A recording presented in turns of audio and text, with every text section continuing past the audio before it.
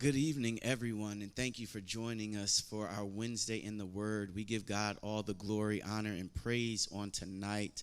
I thank you for joining us and logging in and watching and listening. I just ask that even now that you would take the time out and forward or share the link with your friends, with your neighbor, with your loved one. All right, because there are some good things that we are going to be sharing on tonight, and it is going to be food for your soul, and it's actually going to be very beneficial to you financially. All right, because we live in a day and a time right now where a lot of us have been caught off guard by the pandemic and by what's been going on with it. So over the past couple weeks, we have been dealing with a series entitled Invest the Investment. All right, so we want to allow us the opportunity even now to be able to learn even more about what we do financially. All right, so then just in case if this lasts any longer, we can have some finances set up already.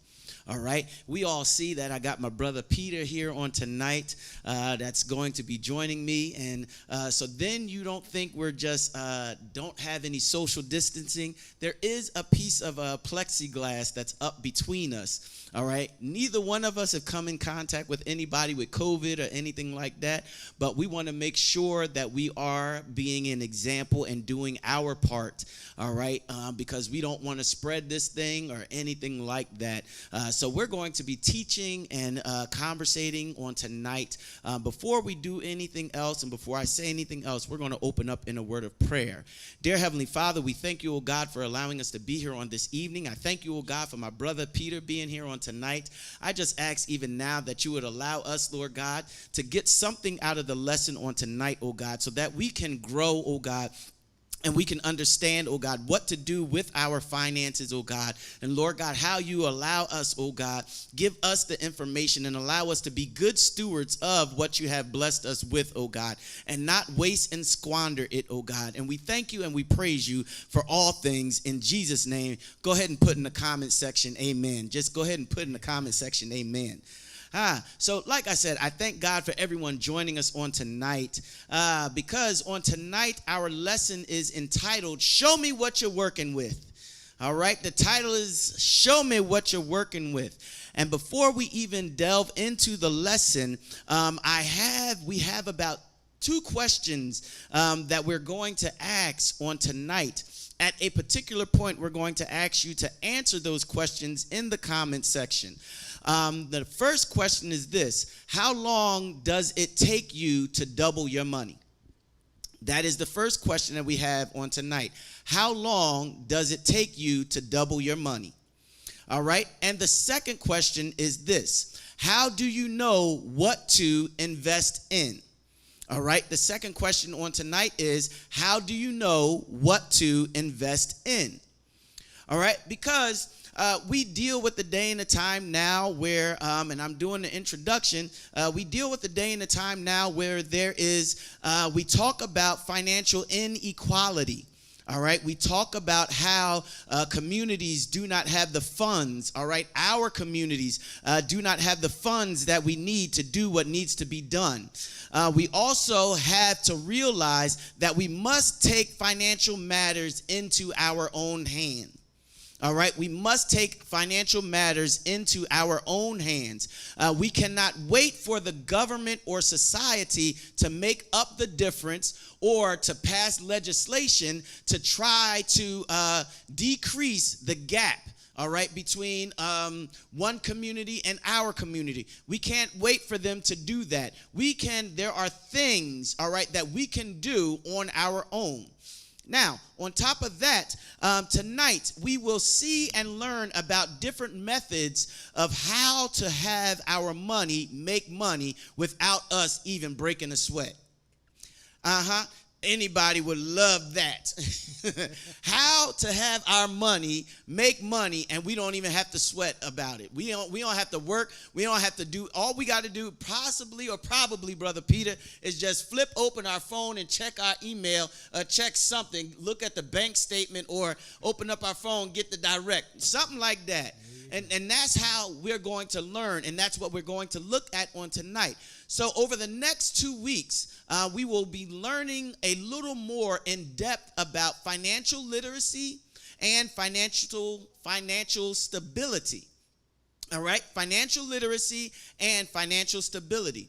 Some may say, Pastor, I'm too old. Or some may say, I'm on a fixed income. Some may say, I'm stuck in my ways. You know what? Some may even say, I just can't save any money. Others may say, well, you know what? Let me just put it this way. Well, I will tell you that you can do it.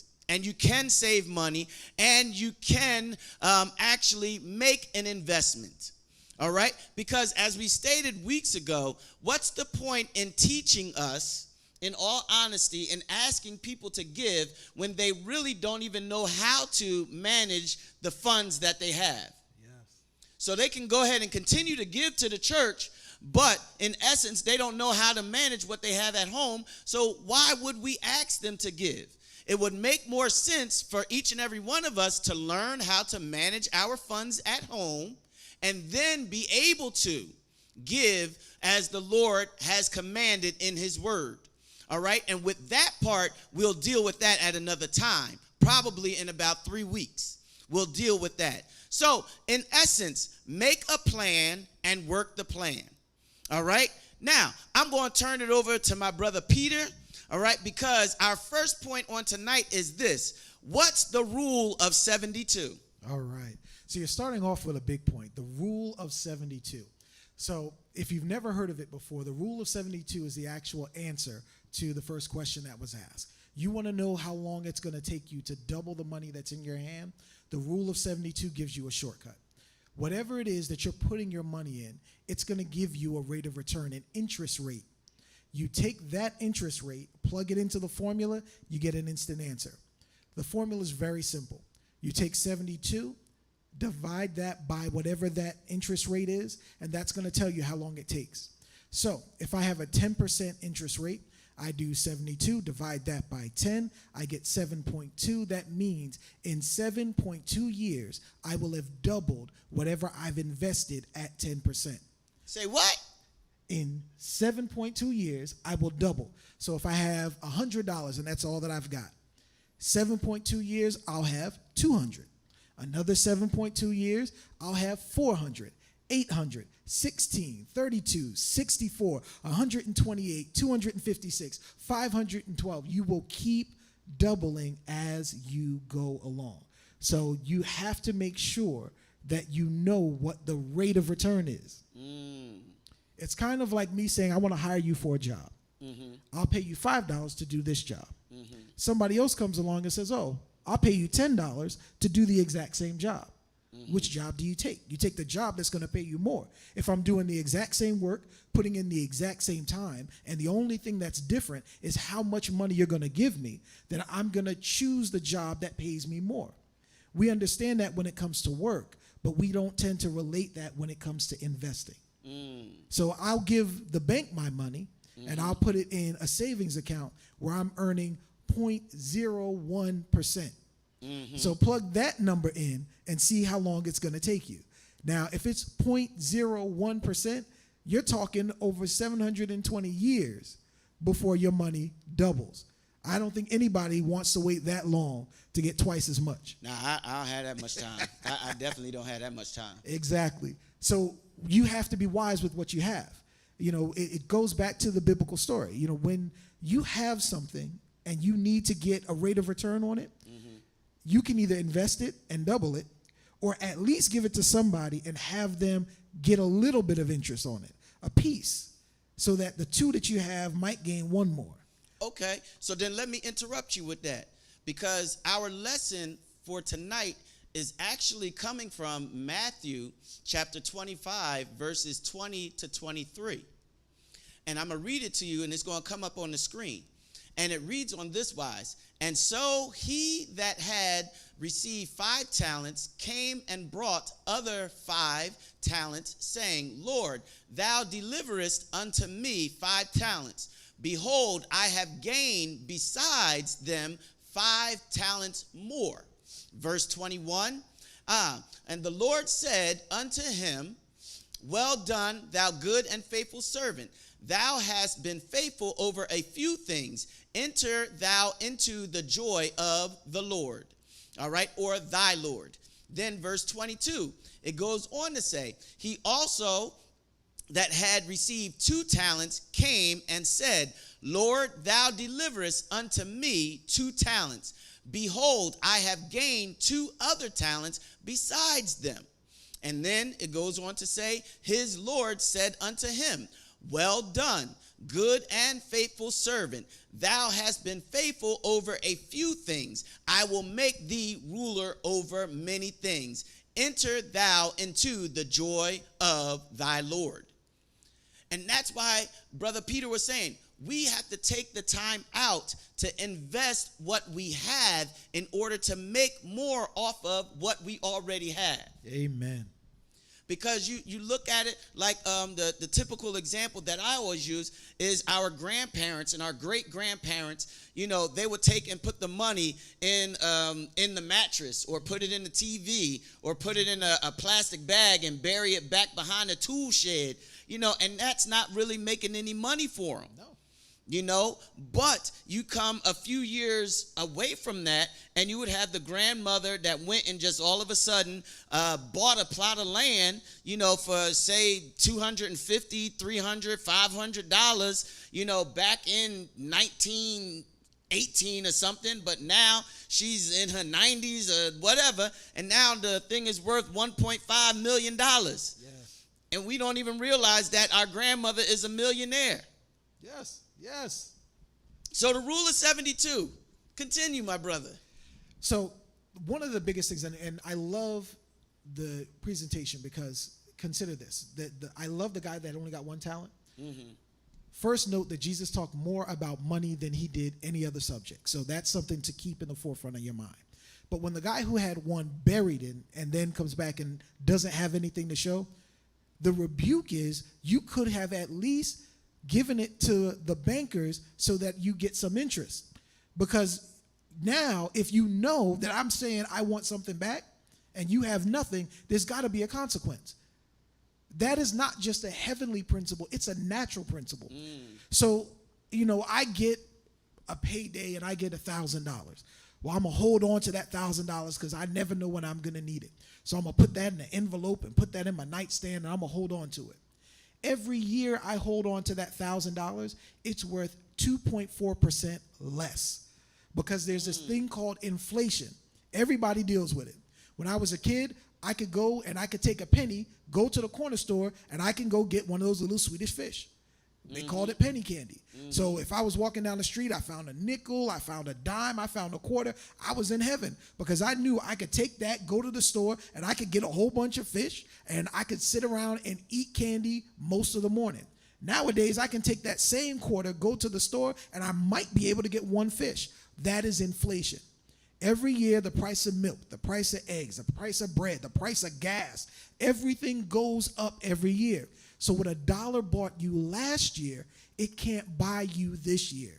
When all you do is hoard your money, hold on to the physical cash because you're afraid that you're going to lose it, what ends up happening is you lose its value.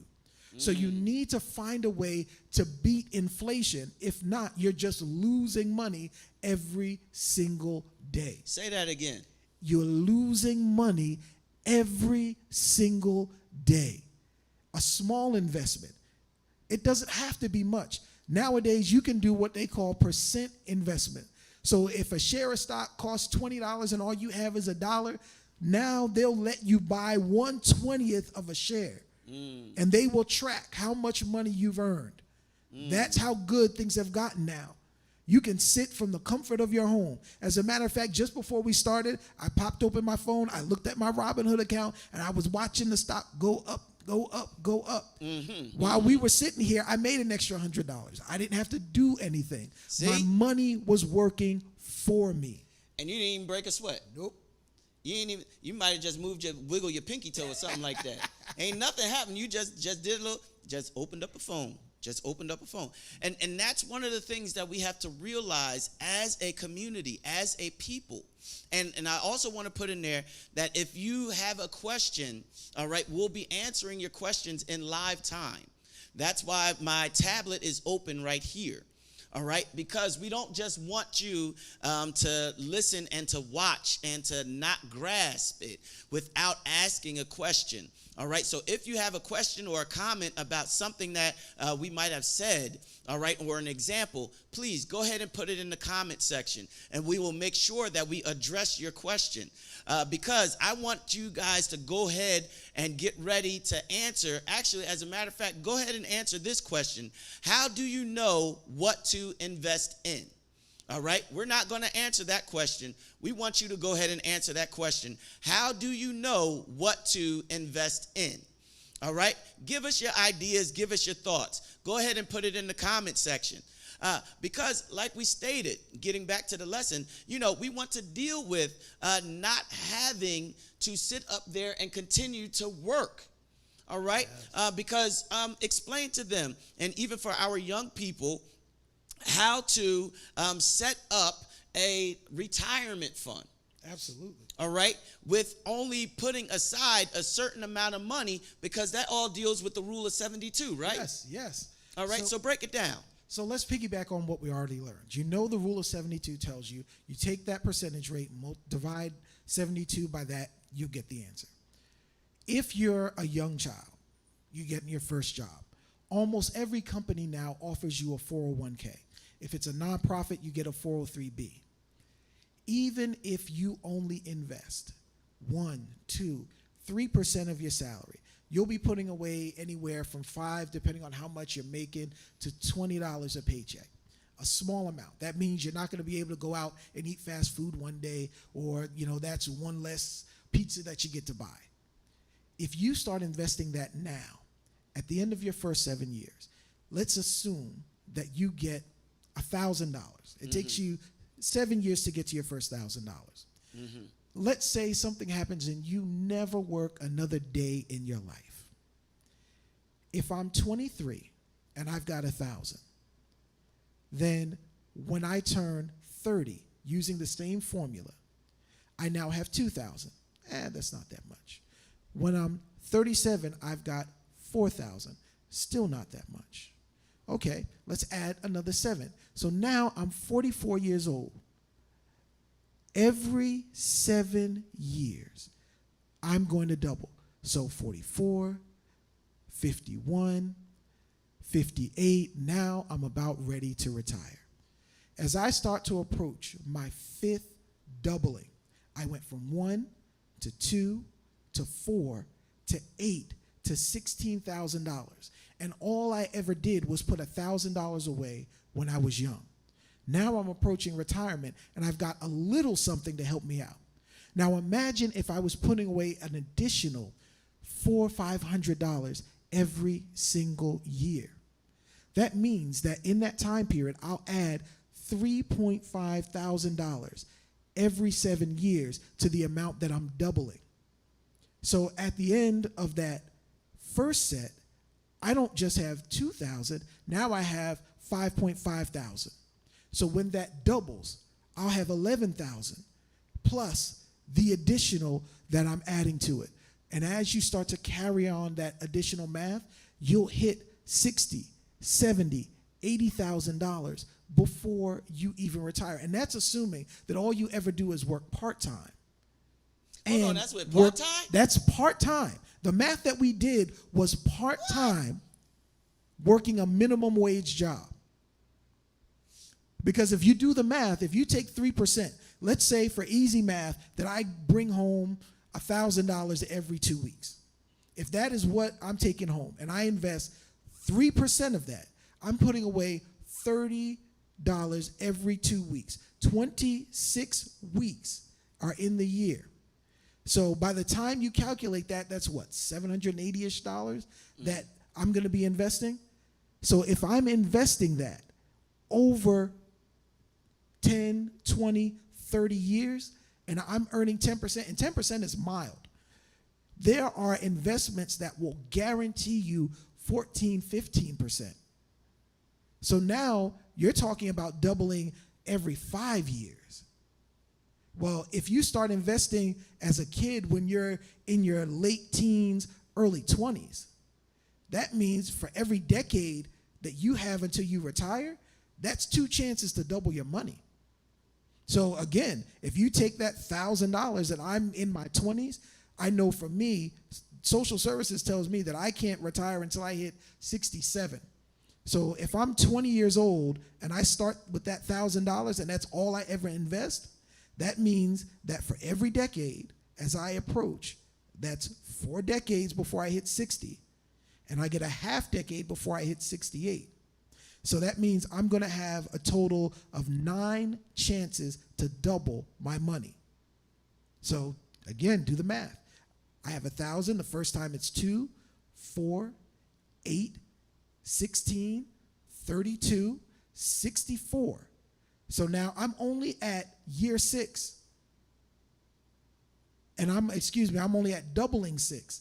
And I'm already at $64,000, and all I ever put in was 1,000. Now, 128, $256,000. And that's assuming that I'm doubling every 5 years at roughly 14% interest. Consider that from a $1,000 investment. Wow. Now, we do have a question here, which says, honestly, I don't know. Well, let me go back. It says, what's the difference of investing and mutual savings? And then they went on to say, which is better to double the money? And that's from Deaconess Miller. And then she went on to say, honestly, I don't know because I don't know anything about investing your money, only heard about it. And then Minister Smith put in there, maybe you can research what investments will give you the better return. And yes, that is a good way to answer the question. Because also with the investment, the thing that you want to do is invest in something that you are interested in. Yes. So for me, I'm interested in Twizzlers. So I would want to invest in Twizzlers. Or if I like sneakers, anything that we are interested in, that's what we want to invest in. But I'm going to let you go ahead and answer the question that was there. What's the difference of investing and mutual savings? Okay. So really, we'll go into the different types of investments a little deeper in a moment. But to answer your question, mutual savings is a type of investment. When people say investing, normally what they mean is they're investing in the stock market. So functionally, when you invest in the stock market, you're picking exactly what companies your money is going towards. When you go into mutual savings and those types of things, that's a managed fund. That means that someone is getting paid 6 figures to sit down and look at spreadsheets and make predictions about which stocks are going to rise, which ones are going to fall, and they make those investments for you. And in return for them taking all the risk, they're going to guarantee you a smaller rate of return than they actually get on your money. So I might, as an investor, be able to get 14, 15, 16% return on the money, but I'm only going to guarantee you 4%. So that way, when I suffer a little bit of loss for a month or two, I'm not paying you out money that I didn't already earn. So that's the functional difference. It's really who's in the driver's seat. With mutual savings, you're in the passenger seat. You're going along for the ride. You consent it to go along for the ride, but you're not in control of where it's going. Whereas when you're investing directly in stocks, you're behind the driver's seat. You're deciding what to invest in, what not to invest in. Pastor, to piggyback on your statement, I'm a tech nerd. So my bishop and I we go back and forth. He loves Apple. He's an Apple man, so he invested in Apple. For those of you that follow stocks, Apple just split. So if you owned 1 share of Apple, they gave you 3 additional shares at no additional cost. I happen to love technology and I love electric vehicles. I know that eventually everybody's going to have to drive one because there's a limited amount of fossil fuel, and we're going to reach a point where it's going to become too expensive to ship it from where it is and to refine the process. So I invested in Tesla. Now, I lamented because I missed the boat last year. Last year around this time, Tesla was about $100, $200. Tesla went in 1 year from $200 a share to $1,500 a share. Its peak, if you sold it in the summer, was just over $2,000 a share. So from your $200 investment that you bought just one share, all right, or you invested, then all of a sudden in 6 month time, that 200 went to 2,000. Yes. And you could have cashed out at $2,000. Yes, sir. And so like you stated, so Deaconess Miller, what you look at, and each and every one that's looking at it, is like he said, like Brother Peter said, either you can be in the driver's seat or you can be in the passenger seat. You can control what you want to control, or you can have somebody else control it for you.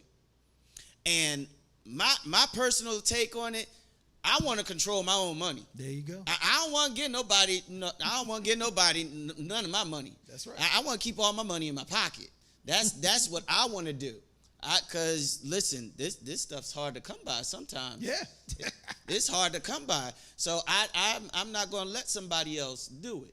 So that's great. I love that analogy. And thank you for the question, Deaconess Miller. And like I stated before, anybody else, you have another question, go ahead and put it in the comment section, all right? Because we want to find out. We want to give this information so that everyone can understand it, and especially for any of our college students, all right? We want you to be able to understand the importance of being able to save money, all right, and invest. As Elder Peter said, you know, you just put a little bit aside right now, and then later on you end up looking at it. Once you get, just imagine if you take the time out to do it now when you just start in college. I know that was a whole lot of energy and I hit the table, but you invest either before you go to college or while you're in college. You might end up having enough money once you come out of college to pay for your college bill. Yes. Seriously. Because that's the thing that most of the time, isn't that the thing that keeps our college students from actually being able to make money when they get out? Yes. Is because they're so much in debt. Because they're throwing credit cards at them. They're throwing credit cards at you. You're charging it up. All of these types of things. So we want you to get this information, and we want you to be able to understand it.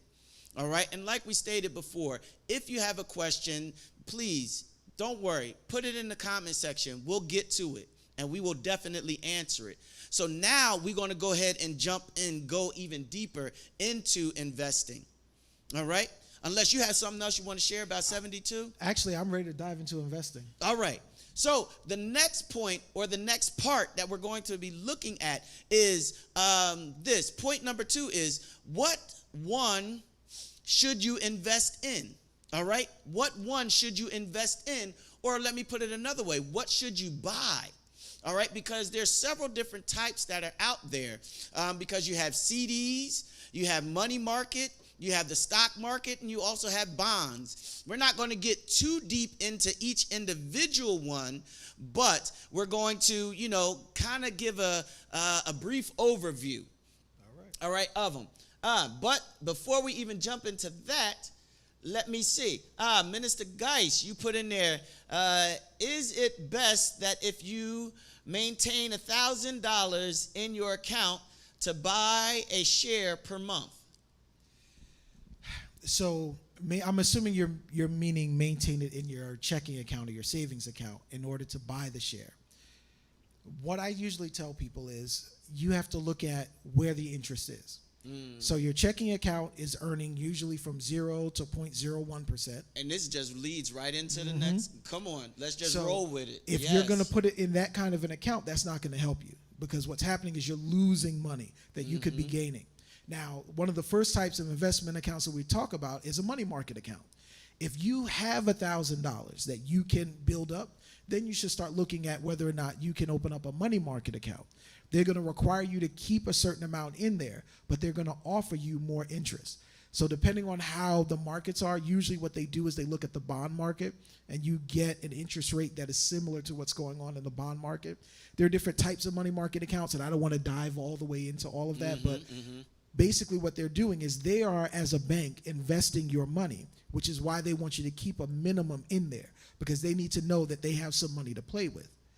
But they're telling you in exchange, let's say, for you letting us hold on to this large sum of money, we're going to guarantee you a bit more. And they usually offer you no fees and a whole bunch of other things to entice you to stay with them as opposed to somebody else. So if you've got a small sum of money to hold on to and you want to make investments out of that money, that's a good way to start, because your money market account is earning more. Right. But also with the money market account, you can take, like you're alluding to, you can take some money out of it, but still make money on what's left in there. Yes. So that's a good way. And even segueing into another thing is, like, that's the downside of a CD. Yes. Because a CD, just to let people know, you could have a CD that can be a 6-month or a year CD. But the bad part about a CD is if you take any of that money out before it's time, you are penalized for it. Yes. Whereas with a money market account, you can kind of say, like, play with the money. All right. Like you said, Apple had some shares, all right, that was for sale. So you could take some of that money market out and buy shares, all right, from Apple and still be making even more money. But whereas with a CD, you won't be able to do that. You're locked in for that period of time. And so you won't be able to play the market. Right. You won't be able to play the market. Okay. We got another question here that says, how does an IRA account work? So IRAs are a form of retirement account, and there are different kinds. You know, you can have a Roth IRA, et cetera. And each of them have slightly different rules. But normally what happens is you're putting money in one of two ways. Either it's pre-tax dollars, meaning you're investing that money before the government takes out taxes from your paycheck, which means that when you retire, after the money has already grown, then you're responsible for paying taxes on the money as you draw it out of the account as if it were regular income. There's a second type of IRA where you do it post-tax. So that means you're using your disposable cash in order to invest in the retirement account. And then as the money grows, you're able to take the money out for college, for mortgages, or when you reach the retirement age without any tax penalty. And you're able to use that in order to do whatever you need to. So most people will leave it in, let it grow, they take that interest, and then when they're ready to retire, whether they're at retirement age or not, then they begin to take an annuity. They'll take a little bit of money out every month or every year and live off of whatever that dollar amount is. Now the IRA grows based on what it's invested in. So most of them are managed funds, meaning that, you know, they're investing in the market. There's a set of stocks that they invest in order to balance it. We'll talk about diversifying and all that stuff later on. But what they do is they spread the wealth around so they can guarantee that they're going to achieve a certain amount of interest. So IRA accounts essentially are individual retirement accounts. They're designed to grow your money by investing for you. Some IRAs will allow you to control where you invest in.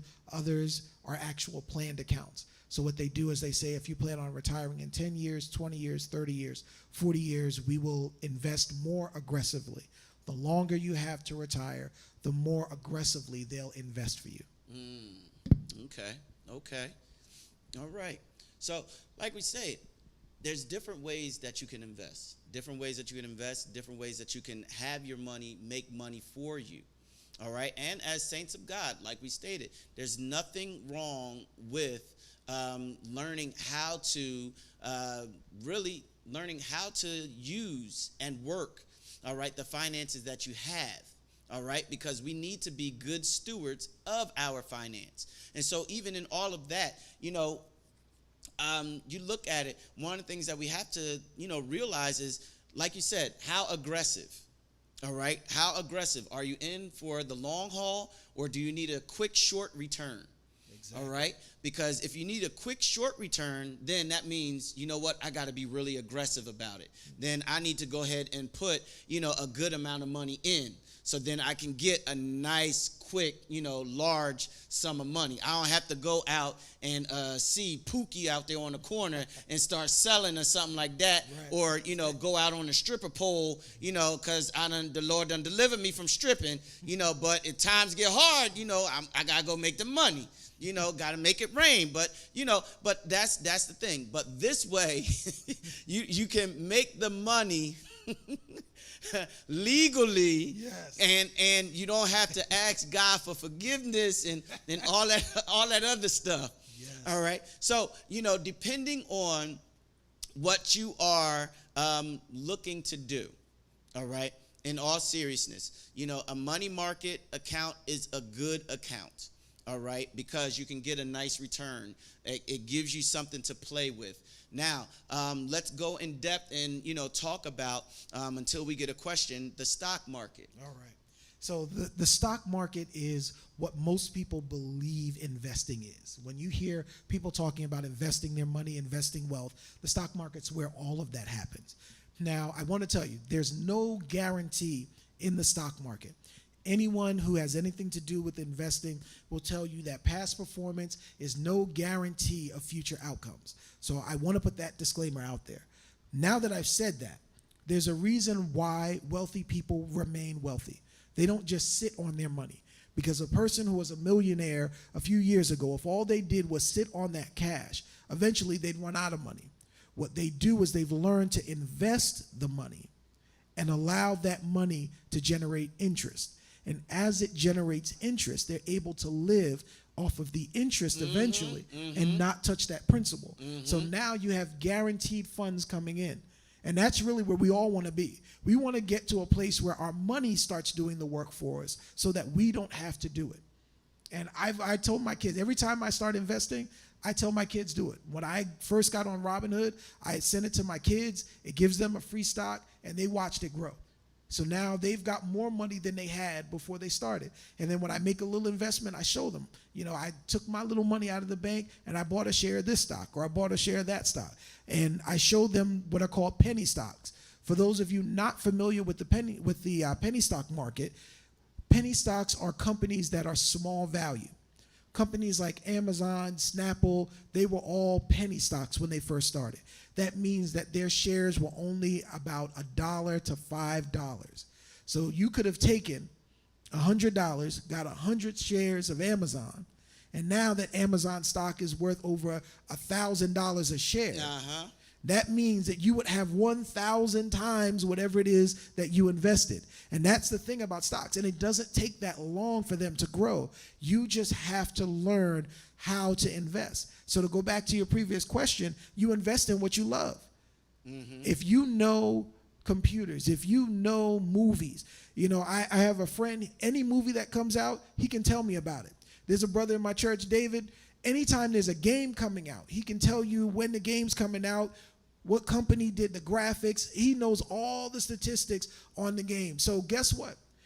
He would know who to invest in because he can tell you that games that have this engine don't do well because it doesn't play smoothly. I don't know that. I like playing video games, but I don't spend the time to get to know it that well.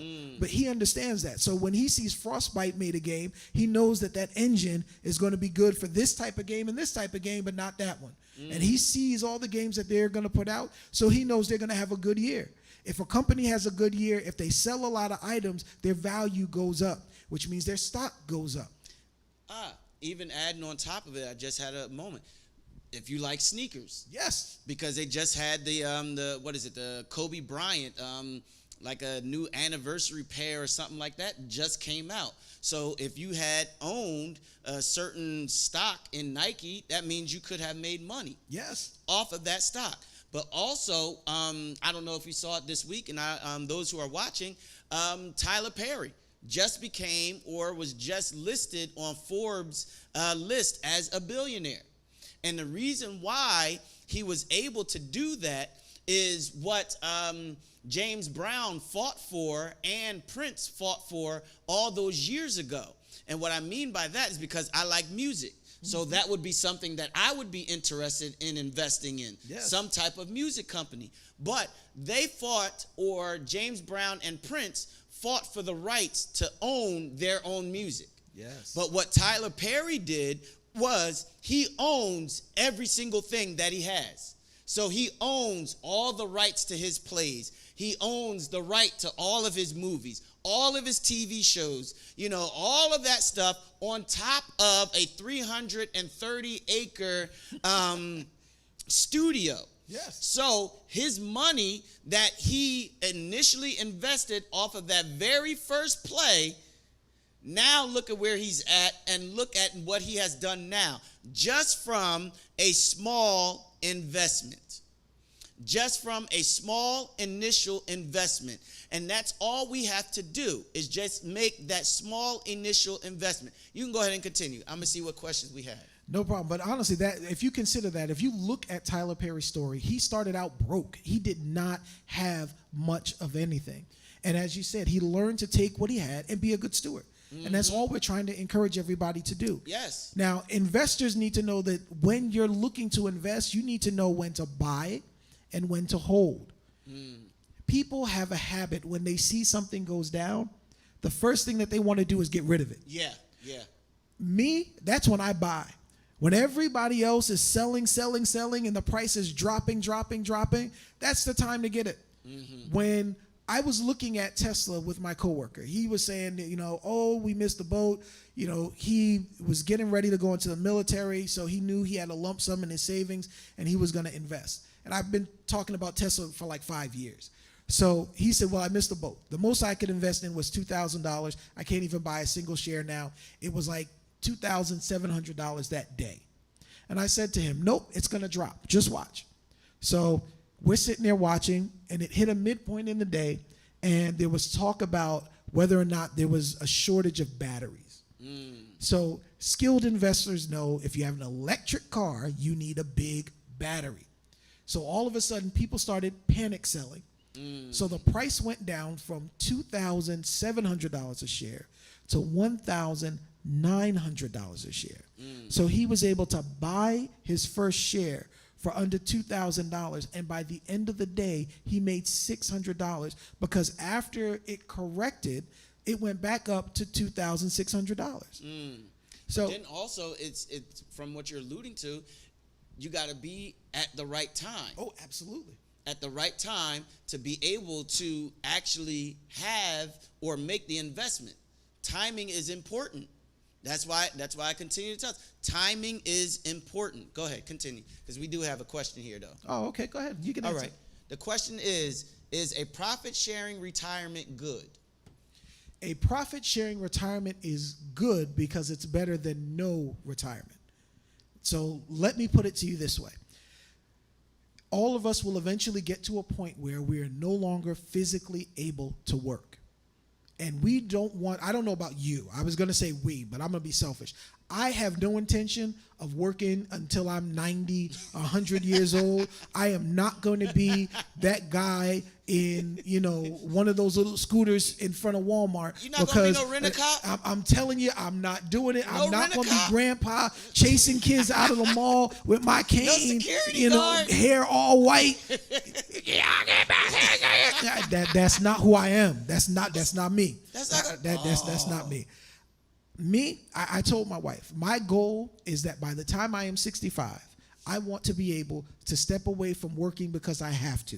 Now, mind you, there are many things that I love to do, and so I will probably continue to work as long as I'm physically able.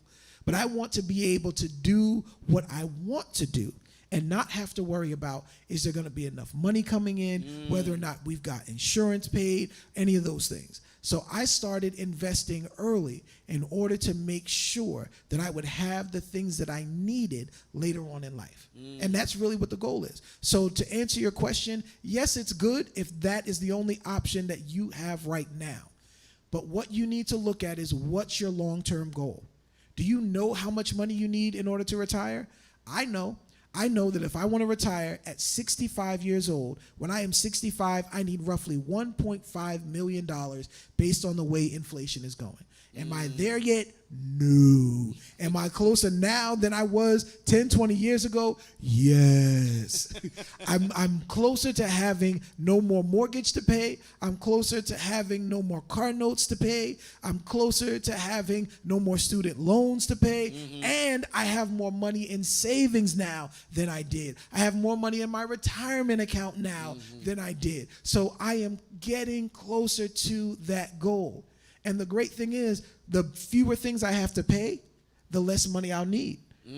So if I learn to do things like get solar panels on my roof just before I'm ready to retire, I know those panels will last me another 20 years. So if I get them when I'm 64, it'll be 84 before they're not really producing much. And by that time, I ain't worried about the house. The kids will probably have it. I will have probably downsized and gone to some little cottage somewhere with my baby to spend the last few moments of my life. That is honestly what I believe is going to end up happening. And not be a security guard. Exactly.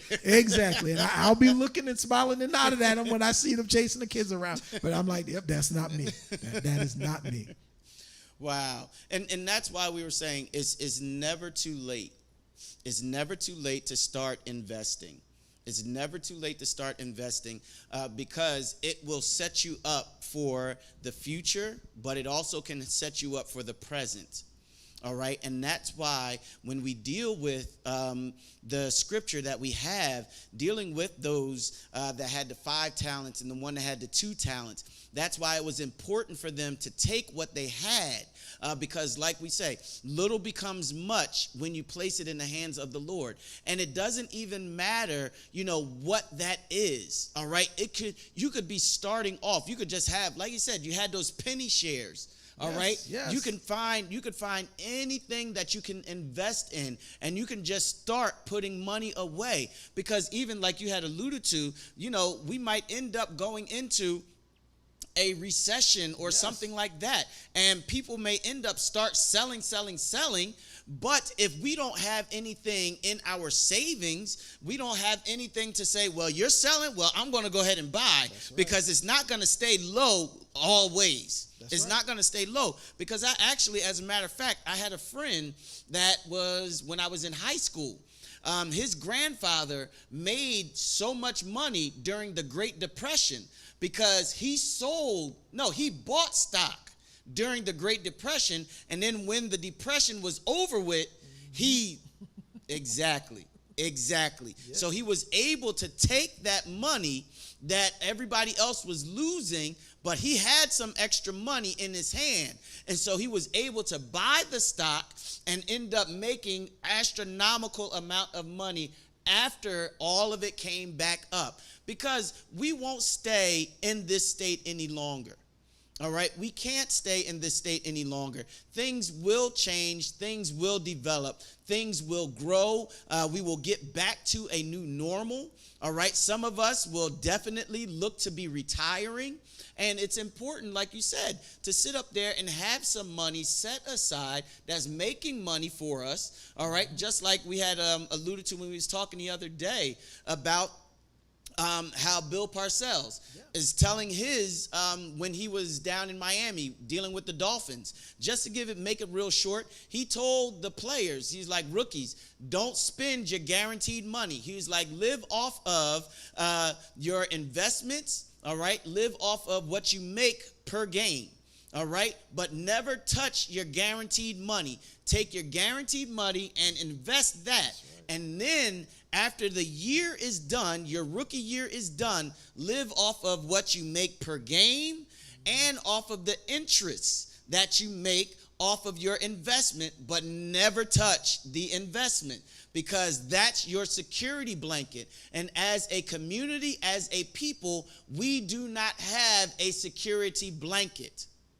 And what we're trying to do over the next 2 weeks is give us, all right, the tools that we need, even for our young people, to be able to develop a security blanket, to have that guaranteed money, all right, so that we will not be caught like this again. All right, what I mean like this again is in a pandemic where we're sitting up there looking for our Oh, God. Stimulus money. Yes, Yeah. stimulus money coming in. We're looking for unemployment, all that. We'll be able to stand and withstand. Oh, we forgot. Dealing with bonds, Yes. because we dealt with the stock market. So for those of you that need something that's a little more guaranteed, let's say either your time frame is shorter or you're just a little more nervous, you need to make solid investments. Bonds are guaranteed investments. Essentially what a bond is it's a loan to either a government agency or a company, and it's getting a guaranteed interest amount. So your average return on a bond is going to be around 5%. The historical average is closer to 10%, but right now we're looking at roughly 5%. When stock markets are doing great, bond markets don't do as well because companies can raise capital by selling stock. When the stock market's doing bad, then companies have to go to people and say, can you lend me money? So what they do is they give you an IOU. Just like if I came to you and I said, can I borrow $5,000? You're not just going to hand me $5,000 and let me walk out the door. You're going to make me sign some stuff. That's right. You're going to want to know how much are you getting back. That's if I'm right. giving you $5,000, what are you giving me back? Am I That's getting right. $5,000 back, $5,500 back? What's coming back to me? 10,000 is what's going to come back. You're There you go. You're going to have that large interest. And that's exactly what they're doing. They're saying to you, listen, we need your money. So you let us have the money. And in 5 years, we will guarantee you this much money. Mm-hmm. And then usually as an added incentive, after that time period is over, if you don't take your money out and you let us hold on to it for a little bit longer, we'll give you an additional 1.6, 2, sometimes if you're really lucky and it's a long-term investment, even, like maybe 2.5% on whatever you have. So if the 5,000, for argument's sake, became the 5,500, then they're adding that additional 1-2% every single year on top of that. So the idea is that your money is growing at a rate that's higher than inflation. So it's guaranteed. Now you have to hold it in there so it's not as liquid. You can't just say, oh, you know what, I changed my mind. I need to remodel my house, so I need that money back. Nope, not going to happen. If it's allowed and you take that money out, you're going to pay a penalty. So you're not getting the $5,500. So then a bond is similar to a CD then? Yes. Yes. Okay. So like we stated, and it's almost time for us to end. You have something else that you want to share, or? There's a lot that we could share, but I know we have next week, so okay. I'm not going to. All right. So like I stated, I just want us to make sure, all right, and for everyone to know what you're investing, how to invest. All right, because we're coming up in a day and in a time, as Overseer always told us, be as the sons of Issachar and read the times. All right, because as we stated in the opening, we cannot expect or wait for the government, all right, to pass legislation, to give us the information, all right, to do what needs to be done for our communities, all right, and even for us as a person. We have to do our research, all right, whether we're young, all right, or whether we're old. And that's why I continue to keep going back to those who are young, all right, because it is important and imperative right now that you make that investment, all right. You can put it aside and just leave it and just let it grow. And when you come of age, you'll end up having so much money there that you'll be able to buy a house. I mean, any number of things you'll be able to do. That's why we see our counterparts where they have their children are already set up with trust funds. Yes. and all those things. And you wonder, how in the world are you 25 years old and you already have a multi-million-dollar company? Yes. And you're only 25. And it's because their parents taught them when they were 12 years old, hey, don't spend every single thing that you got. All right, take the time out and save some of it. Put some of it to the side. Because you know what? When you get to be 25, you're going to be able to be a multimillionaire, and you're going to be able to sit back. And on top of that, you won't even have to be a entertainer. You won't have to work hard. You won't have to do sports. You can just sit back in your nice, what is that, a brownstone? Yep. Brownstone up there in New York. Yes. Or you're living in the rich area where you got to call me before, you come in. All that stuff. And you're only 25 years old.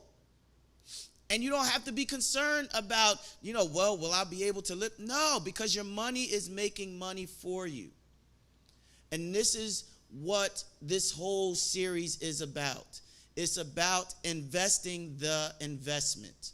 Taking the little bit that we do have, the extra money that you save from your stimulus check, putting that in a good money market account, or like you had alluded to, buying some stock or something. Don't just waste it. We got income. Come on, now just thinking about it. Like, yeah, we just had a moment right there. We just knew, he knew where I was going. We were just got income tax return coming up. Income tax season's coming up. So don't just go and waste, all right, like we do, so many of us in the black community, waste our income tax return. Take a certain percentage of that. You get a Christmas bonus from work. You know what? Little boop, boop, little peanut. He don't need everything. You can go and invest some of that money that you get from your Christmas fund or your bonus or whatever. All right? This is the importance of all of this, because we have to be good stewards of what God has blessed us with. And that's why when you look at these, the men that had the 5 talent and the men that had the 2 talent, that's why he was given even more, because he took what he had and he reinvested it. All right? So once he reinvested it, he got more back for his investment. And so if we were to broaden it or add to the story, you can imagine that the Lord of the land was like, okay, let me give you a little extra. I gave you 5 last time, that you made that 10. So let me see if I give you another 10 on top of that, let me see what you can do with that 20. That's right. And the one that did absolutely nothing with it, you just wasted my money. You just wasted the talent. So my name is Pastor Lamont Brown. I'm the pastor of Faith Baptist Tabernacle here in Asbury Park. I just want to remind you of one thing, that we are evangelizing to the family while building disciples. This last thing, it's already done. You just got to catch up to it. Till Sunday. Peace.